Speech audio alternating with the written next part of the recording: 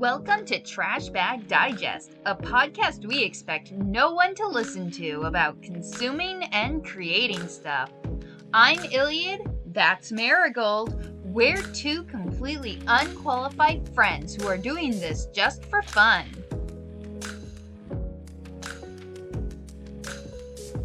Alright, so this time, we're going to introduce the format of the podcast before launching right into it. The format is in 3 parts.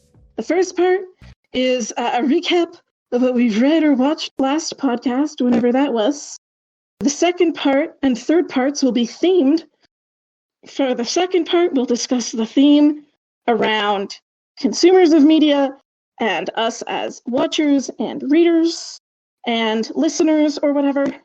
For the third part, we'll discuss it from our perspectives as creatives and artistes and writers. And what is the theme of this week's podcast? Our topic today is tropes! In particular, tropes we actually like.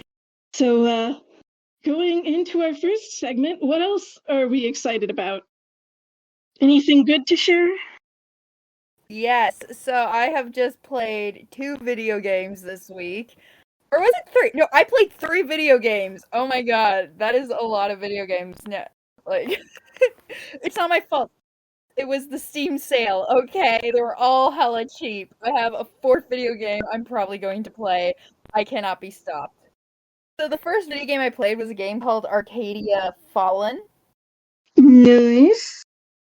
Yeah, I'm planning on replaying that one. It was a visual novel. And the story started off really interesting. So basically, you're like an alchemist apprentice. When you tried to be the hero, you get murdered. And a spirit binds themselves to you in order to save you from dying or being at least permanently dead. The thing is, that's illegal. That is very illegal. So now you're in trouble, and the plot unfolds from there. It was a really good story, really liked it. It had a very weak ending. Like, it kind of...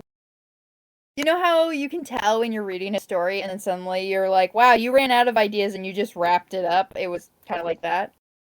The second game I played was called Bad End Theater, and it was like a puzzle visual novel. Cool. Yeah, it's really fun. It's like a puzzle visual novel, and the entire point is you're going through all of these different horrible endings in order to uncover the happy ending. And if you do your due diligence, you can unleash the ultra super happy ending. So, even though every story leads to tragedy, the overall story of the game is kind of like, I kind of view it as a love letter to fanfic writers. I will not explain what that statement whatsoever. Play the game yourself if you want to know what I mean. And the last game I played, it was actually really good. It was called Zumine, I believe. Hold on. If you hear clicking, that's just because I want to look at the name of it. Sumire. Right, or since it's a Japanese title, it's actually Sumire. And it's a very short game. I got it for like $1, best dollar purchase ever. Because our money is worthless, so that's like a really good deal.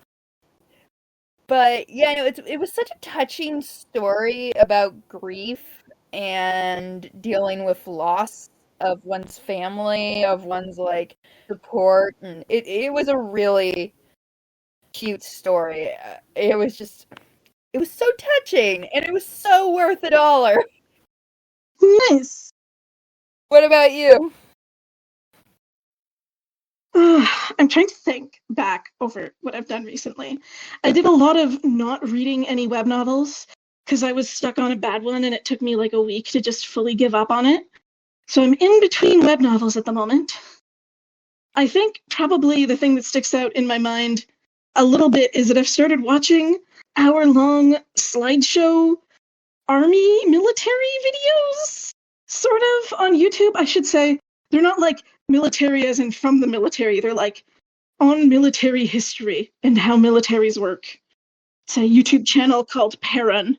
And I've got to say, a really dry sense of humor does a good job of making military procurement interesting. So that's been good to listen to while knitting, for sure. Has he gone over Canada's horrible World War I history?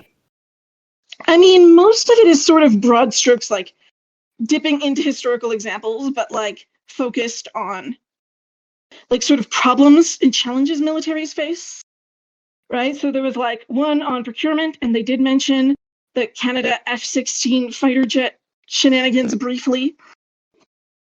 But a lot of it has also been focused around the war in Ukraine, and some perspective on, for instance, the attempted usurping or overthrowing or whatever the heck freaking Prigozhin thought he was doing, and the problem with using private militaries and maintaining power as a dictator more broadly.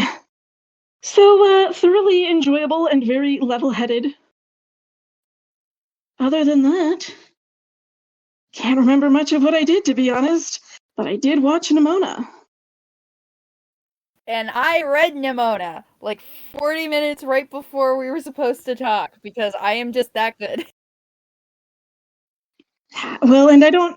What's so weird is I guess it's not a very long story, eh?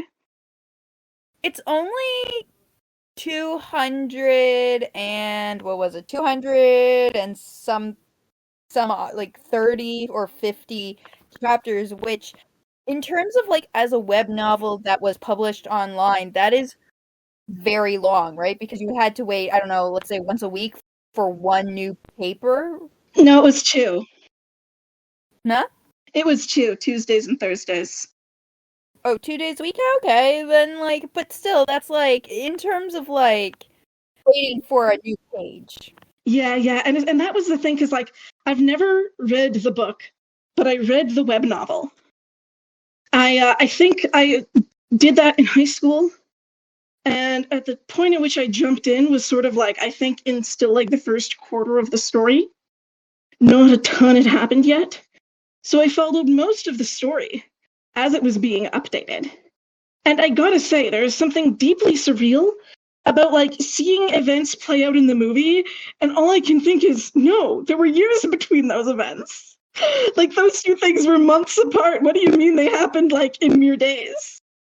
I will just say this before we continue on. Spoiler warning for everyone who cares, because we are not going to be like mincing anything. This is just going to be full of spoilers. Expect the whole movie or book or whatever to be ruined for you if you care about that. So, caveat, I don't really think it's a type of story you can like spoil like that. Like, it's a pretty straightforward plot. The only spoiler that, you know, might ruin it for you is if you weren't expecting the gay relationship, which, if that is enough to ruin a story for you, I wish you all of the spoilers, I guess. oh god, well, no, nobody's gonna read this. YouTube hates us. We're good. Yeah, like I don't know, like that is one thing that was like hugely different. I think that's the single biggest difference between the movie and my experience with the webcomic, especially. In the webcomic, there was like months of speculation, like potentially like a year plus of speculation over the relationship between Ballister and Sir Goldenloin. And like the movie just like, it's like within like the first 10 minutes, the movie just like front loads that completely. Which is interesting, because I read the novelization of it, and it's actually never really explicitly stated. Like, the most we get is like this one hint, like I think a few chapters. This is like a few chapters in, where you're like, where the head elf lady is all like, "I know about your relationship with him, and I don't approve." And I'm like, "Oh, okay, so they're gay," but it's never really said, out loud. Well, it's my recollection that the place where it was like, super especially the most explicit, where we got like the most explicit confirmation was like, there would be like the special Christmas updates or whatever with the two of them being like completely blatantly a couple. But it was like a thing where like it was so weird watching the taco scene where Ballister meets with Sir Goldenloin secretly behind Nimona's back, and they get like tacos or whatever it was, or nachos, I can't remember. I remember that scene having such a different tone in the webcomic, because that was just like more and more confirmation that they were in a relationship. It's like, no, it's not our imagination. They really do talk to each other like exes. Yeah, no, they totally do. Like, I was reading that scene and I'm like, they sound like there's something definitely deeper going on here. I think they were a little together there. I will say my biggest complaint with the movie is like how much they yassified Sir Goldenloin. Yeah, like he had that energy, but he also was not explicit. Well, I mean, yes and no. Like, it was just, I think part of the issue with why they yassified him is just because, like, especially the way he's introduced in the web comic and comic, right, is like as a villain, as sort of like prissy and like effeminate in some ways. So he's got like long hair, for instance, and I was very sad to see that go. They got rid of his long hair? Oh, spoilers, I guess. I guess that's what you meant when you said you didn't want movie spoilers. Apologies. Oh my god, that's like, oh my god, I can't believe it. Golden locks are gone. Oh. No, it's worst. Yeah, that's like, I guess they wanted to make it more relatable to like kids these days, or I don't even know. I guess they didn't want to keep that around when he was like he's like, again, not as obviously a villain in this version of the story. But the other thing they did is they never explain his name in the movie. Was his name explained in the book? Because I read it and I didn't see any explanation. He like mixed up the O and the I. Oh. He was supposed to be Sir Golden Lion, and there was some kind of paperwork he messed up where he wrote it Sir Golden Loin instead. And it's supposed to accentuate how stupid he is, and it's a ridiculous name, and like, if you weren't gonna make it explicit that like this happened because he effed up, and the name is an accident and a joke, you keep it as Sir Golden Loin. Well, it is a stupid name, but yeah, no, I will say I have to ask, did they so in the book, Nimona basically just tells oh god, I'm blanking on his name, the evil scientist guy, Ballister? Ballister, yeah. She basically pushes him away, and then the book just kind of ends. It's kind of like she hates him, but then it's kind of also implied that she doesn't hate him, and it's all like kind of bittersweet in a way, I guess, but it also felt unresolved. See, I just like this is a downside to having read it 10 years ago, is I don't really remember the original ending. I think I remember a kiss. There was a kiss between Sir Goldenloin and Ballister. No, there wasn't! There wasn't? I'm misremembering that. I don't remember that at all, and I just read it like 5 seconds ago. Okay. I don't know. I guess the vibe I got at the time was that it felt pretty resolved. But clearly I do not remember what actually happened. Well, the thing is, the plot between the two lovers kind of get resolved. The plot between Nimona and and everybody else doesn't get resolved. She ends up continuing on as a loner with no friends. And that is why I feel it is not very satisfying, because it's like, listen, okay, I'm happy the couple are together. Really, truly I am, but what about my girl, Nimona? I mean, I feel like that's a fair critique. All right, do you want to move on to the next section? I feel like we're kind of leaving this a little hanging. We should have a little more transition. Okay, here's how we'll transition it. And with that impassioned speech, a word from our sponsor. J-E-L-L. Oh, the big red letters stand for the Jell-O family. Oh, the big red letters stand for the Jell-O family. That's Jell-O. Yum, yum, yum. Jell-O pudding. Yum, yum, yum. Jell-O tapioca pudding, yes, sirree. Note, we are not actually sponsored by Jello, but if they want to sponsor us, that is A-okay with us. All right, so this is section 2 of the podcast now, where we talk about our favorite tropes. And you made a pretty long list for this, right? So, like... Oh, I did. I have... Okay, so I guess I'll start with something really easy that I think most of the audience can relate to, and then I can feed into the one you told me during our little break there. We'll start with the tsundere. I love tsunderes. I am not gonna lie. Like, when they're done badly, I will admit they're kind of shit. But when they're done well, or just even mildly, I just love characters that can't be honest about their feelings and are easily flustered. That is just, yes, flustered.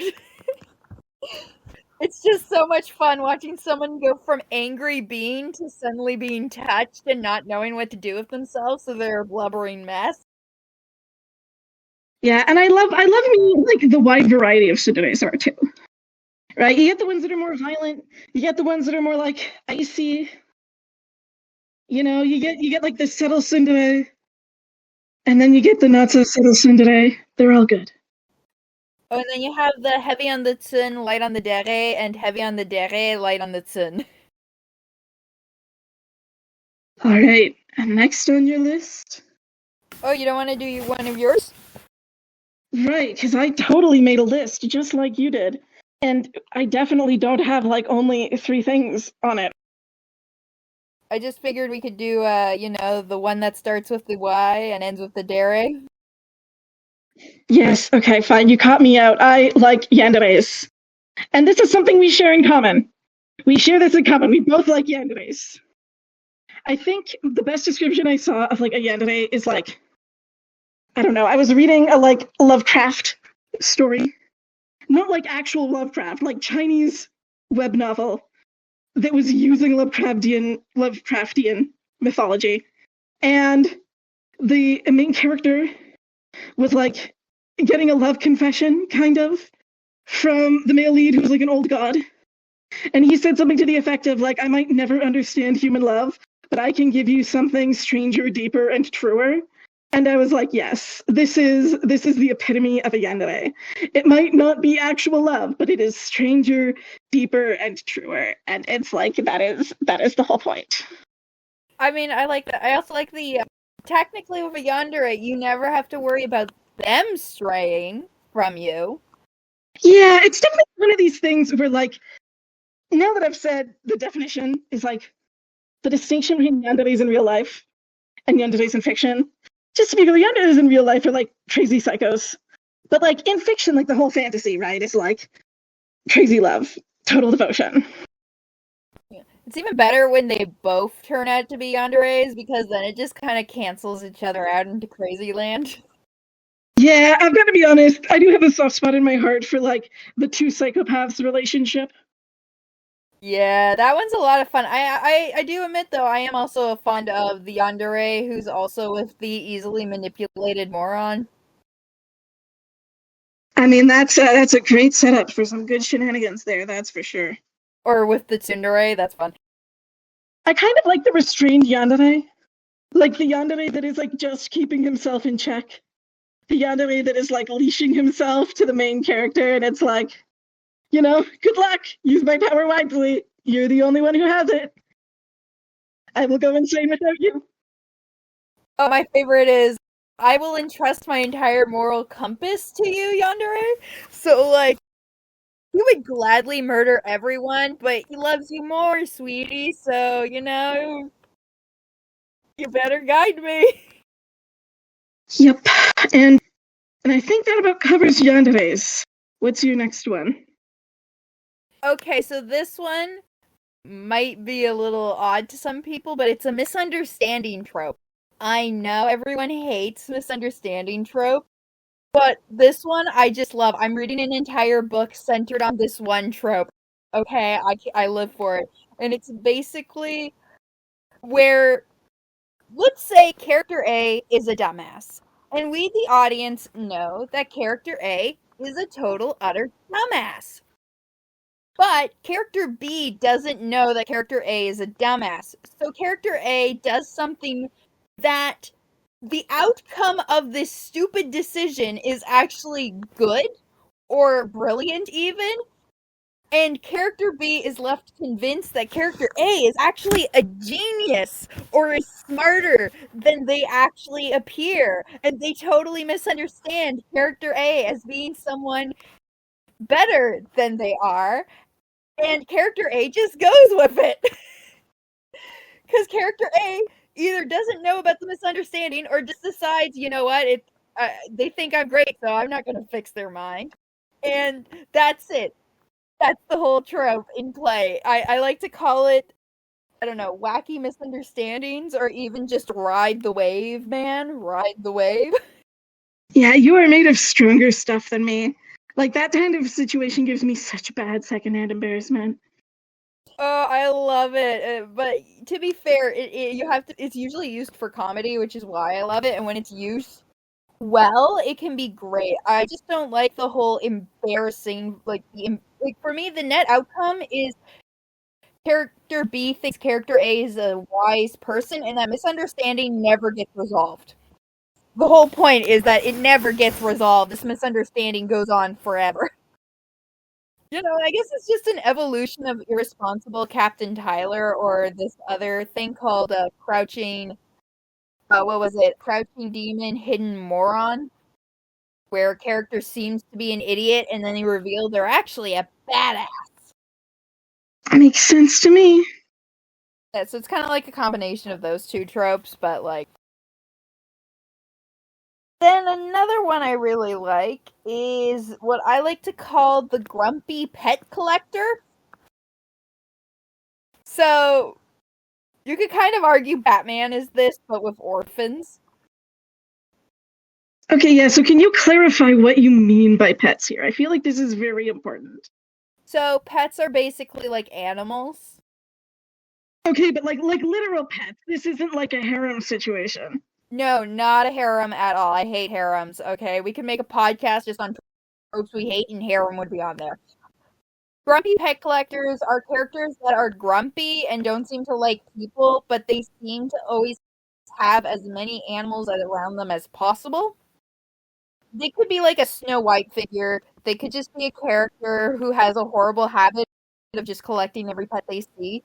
Damian Wayne is this, and I am so sad they got rid of it because that was my all-time favorite thing about him, was just the fact that he kept getting different animals. Like, he had a pet turkey at one point. Nice. And then I also like, let's see, which one I'll pick one more, and then you can do one. So I'll do rivals to lovers. Yeah, what is a rival in this instance?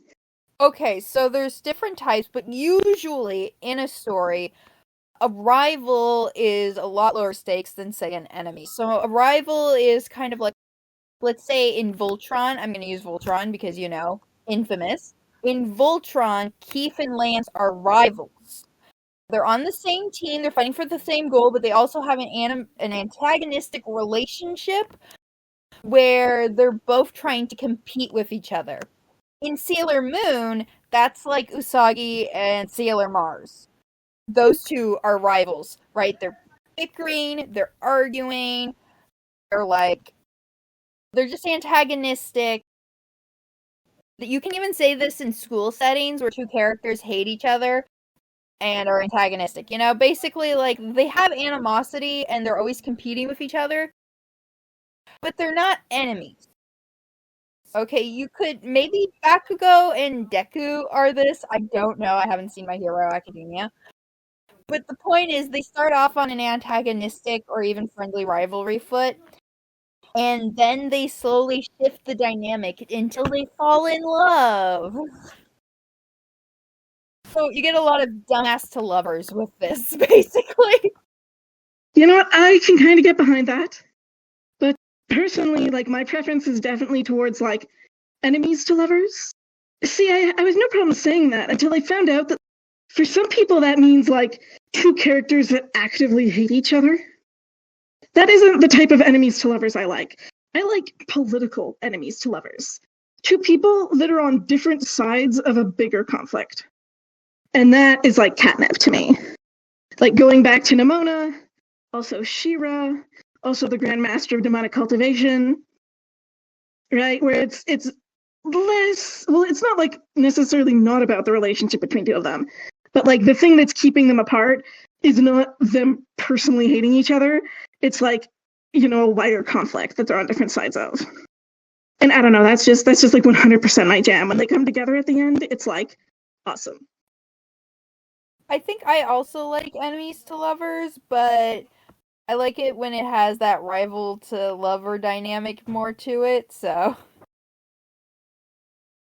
Yeah, well, I mean, there's like our favorite tropes, and then there's like all the tropes we're fine with, right? Like, I think I'd be fine with like rivals to lovers too. I just, surprisingly, I don't come across it a lot based on what I read, so. It's just kind of sad, honestly. I mean, you just gotta look for it. Just gotta find it out there in the fanfics or whatever. Yeah. Okay, so I'm gonna save that one for the end. I really love. Okay, this one sounds ridiculous, but I really love last minute power up. Nice. No, I'm partial to that too, for sure. Right, like I just love it when you have that one final power up to beat the villain, and you do, and it's so epic because it's like last minute, right? So they can go all out, and it's so cool. It's like, oh my god. And everyone's always ragging on the power of friendship, but I'm like, no, you don't understand. You save it for the final boss, and then the power of your friends gives you what you need to beat the bad guy, and that is so cool. Yeah, you know what? I'm inclined to agree. I'm inclined to agree here. Like, I don't know. Sometimes, like, people get tired of tropes because they're cliche or whatever, and also they don't necessarily make logical sense. But sometimes I'm just like, no, but when this is done well, it's really cool, and that's what matters. Yes. Okay, I have like 3 more, and I want to save one for the end. I think you should use it up because we're not that far away from our target time for this section. Okay. So, next up, I like Found Family. Yes, classic. Everyone loves Found Family, but like, yeah, it's an oldie and it's a goodie because it makes you feel warm and fuzzy inside. Yeah, I feel like Found Family is just like really impossible to object to. I'm not crazy for it, to be honest, but like when it shows up, it's always nice. I also like making the villains good. Like, as a protagonist, making the protagonist start off as like the quote unquote evil guy of the story.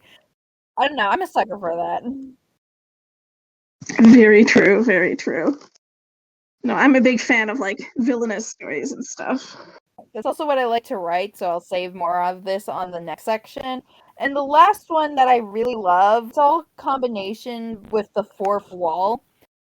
But like there's 3 tropes like meta guys, fourth wall breaks, and medium awareness. I like stories that play with tropes, basically. I like stories where the main character is aware and pokes fun at what they're seeing.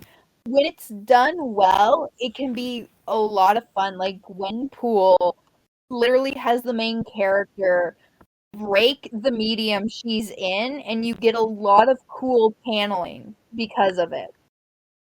No, that's true. I don't know. I feel like it always has to be done thoughtfully because sometimes just pointing out a fourth wall gets kind of stale. But like, man, when it's done well, is it just like mind bending?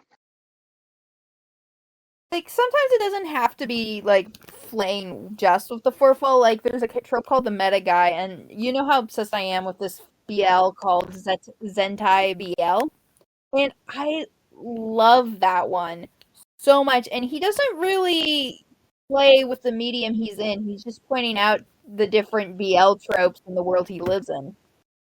Yeah, well, I would say for me the difference is just like in the execution, right? Like I feel like the sort of obvious thing to do with any sort of meta humor or fourth wall thing is just to go, oh, isn't it funny we're in a story, haha. That's not the funny part.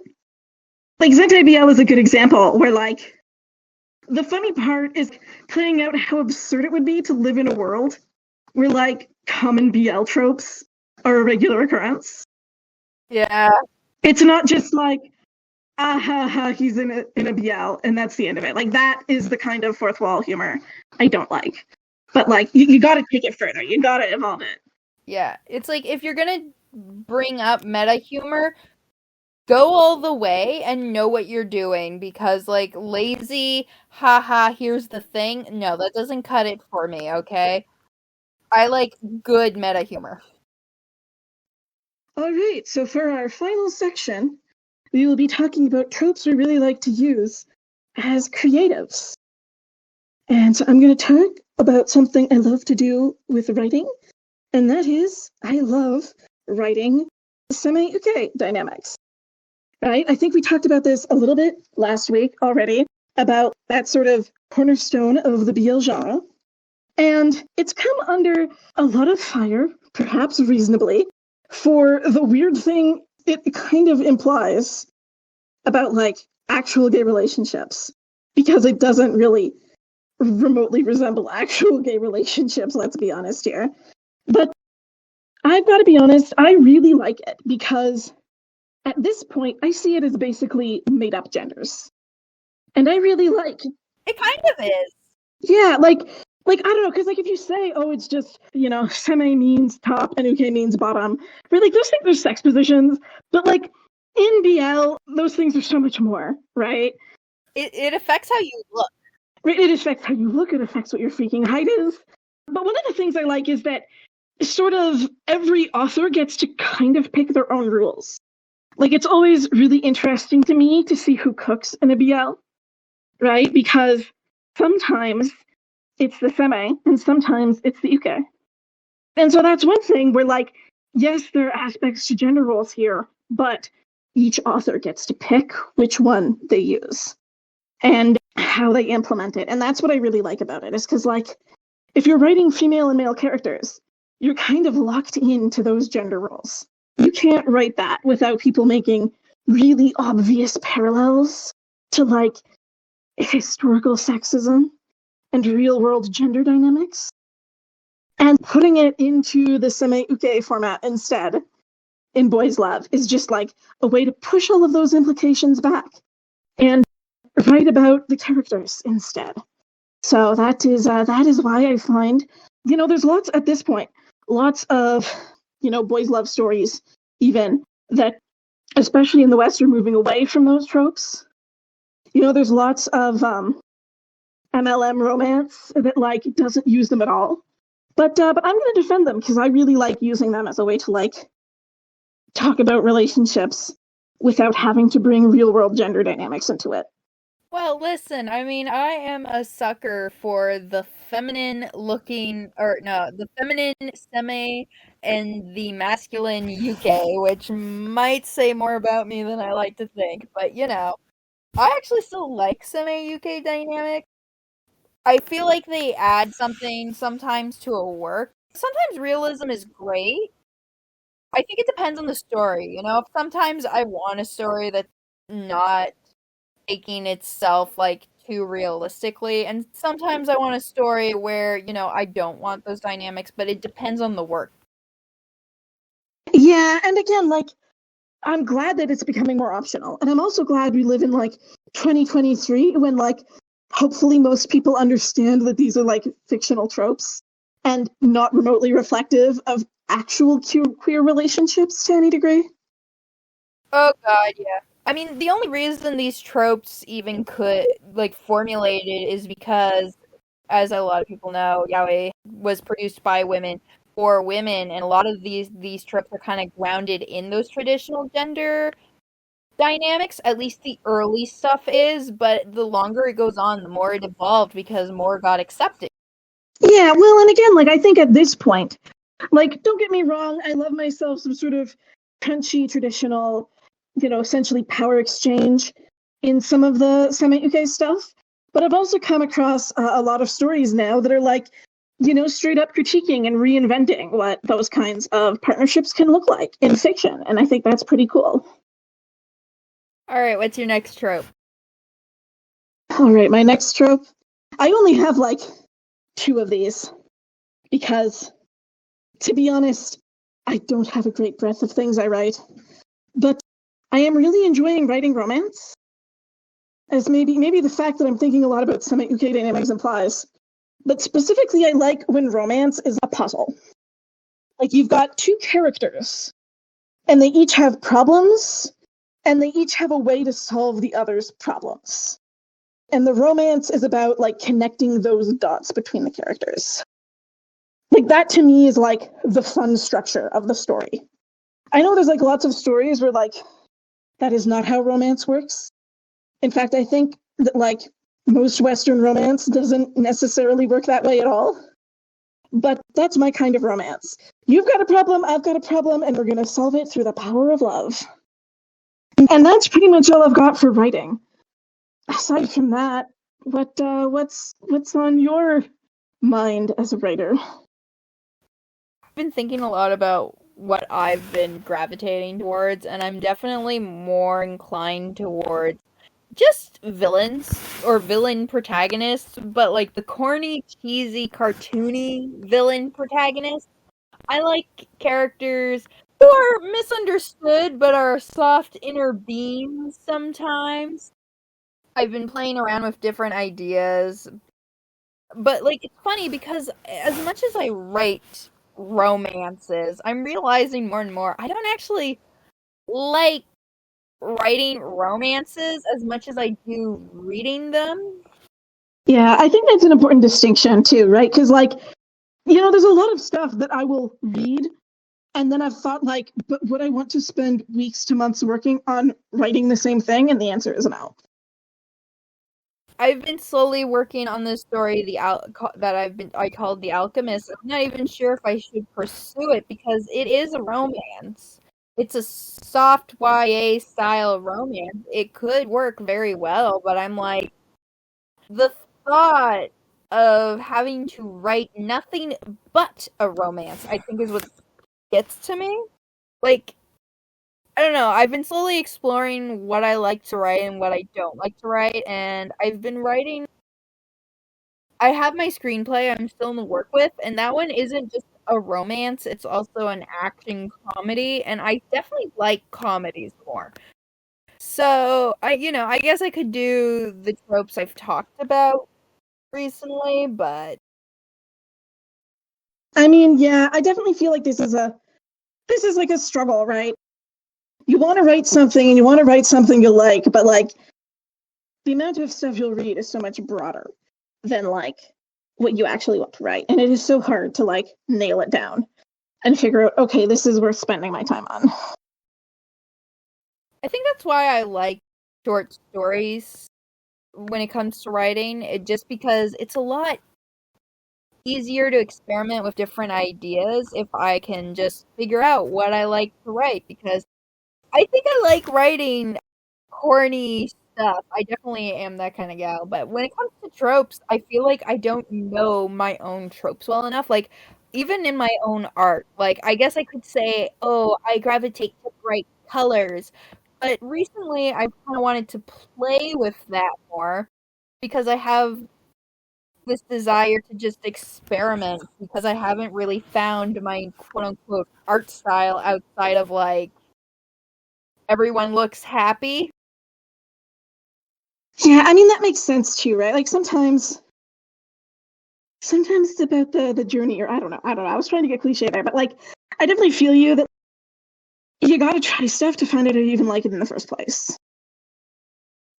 Yeah. Sometimes you don't even notice the tropes though in your own work. Sometimes it's up to other people to notice. Yeah, like I remember years ago, I got like feedback on a sketch I'd done. That's like, wow, I really like your stylization, and I was like, I didn't realize I had a style. And they're like, I really love your angular style, and it's like I did not realize it was an angular style, but thanks. Well, it's like I know I have technically an anime style, but I've been trying to move away from that. But it's still an anime style, and it frustrates me to no end because I keep trying to be more realistic, but then I go back to anime and it's like, no! I mean, I definitely feel like you'll get there. Like, I definitely want to move in a more anime direction because I just don't like drawing faces that much. And I feel like anime style is a really great bang for your buck in terms of like minimum amount of face drawing, maximum popular appeal. So, like, I definitely want to go in that direction. I did a lot of ballet dancers for a while. I will be honest, I've currently decided to draw hot men, and that requires defining the chest and learning anatomy. Oh, God. Yeah, no. Like, the only reason to learn anatomy is if you want to draw hot men, I'm going to be honest. Well, I shouldn't say that, but, like, it's kind of, like, that's kind of the big use case for, like, learning all the chest and abdominal and, like, arm muscles. Is like, do you want to draw hot shirtless men? Literally, that is the only time. Do you want to draw hot buff women and hot men? You gotta learn your pecs, girl, because if you don't know your pecs, you can't define them. And then I'm sitting in a corner crying because all of the hotness is so far out of reach. Like, how do I know what my hot tropes are if I can't even draw it?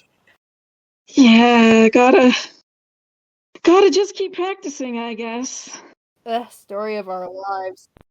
Like, I think we're both of us further along in, like, being able to write than being able to draw. So, like, with writing, it's like, oh, yes, I have this preference. I have this experience. With drawing, it's very much like, I want more. I want it all. I want to progress. Writing is like the difference between drawing and writing is in drawing there's always a way forward. You always know where you're going, but getting there is so hard. But in writing, it's super easy to get anywhere you want, but there is no path. The way forward is obscured by mist, fog, and maybe even Cthulhu, and everyone else is telling you what to do, but they're all on individual islands and nothing is connected. Oh man, you have tapped into a deep fascination I have that is definitely too much for this episode of the podcast at this point. So, like, we should totally put a pin into that and, like, come back to it someday, and you can hear my mad conspiracy board ramblings about my theories as to why that difference and distinction exists between art and writing. Oh, that's a great conclusion. Oh my god. Wow, we did it. Yes, come listen to our next podcast whenever that might happen. Yes, hopefully it happens, and hopefully it happens on a cooler day.